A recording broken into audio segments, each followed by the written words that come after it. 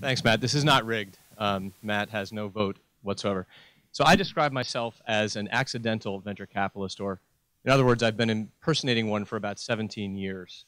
I was an entrepreneur starting when I was a kid. The first business that I started was essentially being a markup man for lawn services in my hometown.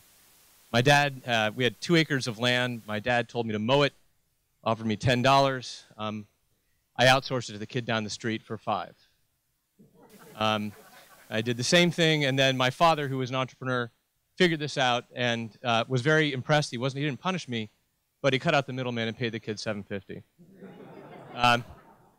The second business I started was in undergrad at University of Vermont, and in order to fund beer money, book money, and also this was a hybrid business with a multiple business model, was also to find girls. So my colleagues and I created something called the Student News Service, where we took magazine and newspaper subscriptions, and we targeted the dorms, starting with the freshman girls' dorms.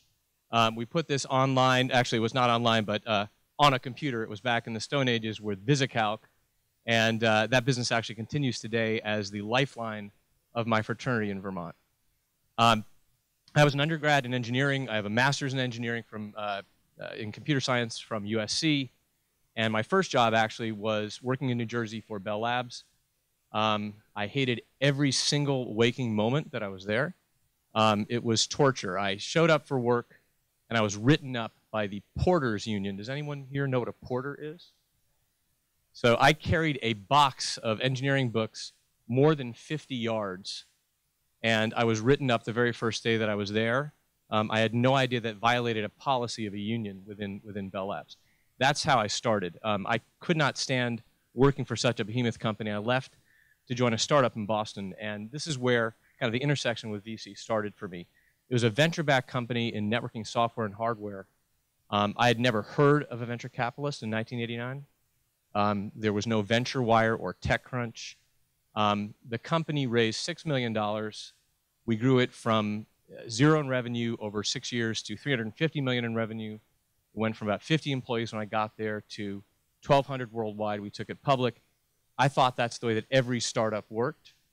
And having been, an engineering manager and in front of a lot of customers, I concluded that what I really needed to do to start my own company and to do it the right way was to go back to business school and to learn a new tool set.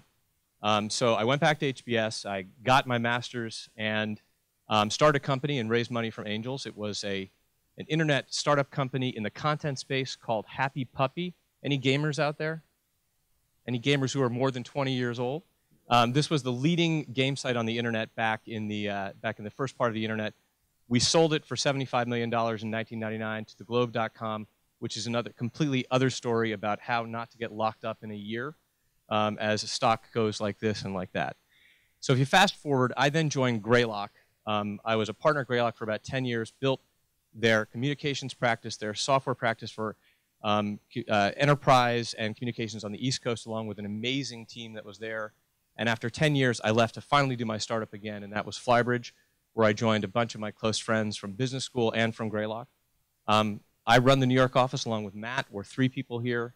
Our headquarters is in Boston. There are 4 people there. Seed and Series A investing is what we focus on. Enterprise 2.0. Someone said Enterprise 3.0. I guess I'm a little behind the times. And we also focus on consumer infrastructure. The themes and the things that I'm looking at underneath both of those would be industrial strength mobile. And so I'm a real firm believer in the post-PC era that we're living in right now. Certainly the number of devices that are out there from a mobile standpoint continue to explode. When we think about the Internet of Things coming together, I think there's a wealth of opportunity still in that area. I'm a champion of video 2.0. So if you've got a company focused on digital media and video and photos, there are a couple of companies here focused on that. That's something that I'm really passionate about. And the way that we differentiate ourselves as venture capitalists is that we have a mixture of both operating backgrounds, having walked a mile in your shoes, as well as venture capital cycles. We've been through a couple of them as VCs, the lot of us at Flybridge. And so as a result of that, we understand who the rock stars are. It's you guys and not us. And we also understand that our role is not to have all the answers, because one thing that I know after 17 years in VC and probably 25 years now as an entrepreneur is I do not have all the answers. If I'm good at my job, I have the right questions, and I'm really prompting you to think more deeply. And that's how we help our companies, is by being, I think, the trusted partner. Thanks very much. Thanks, David.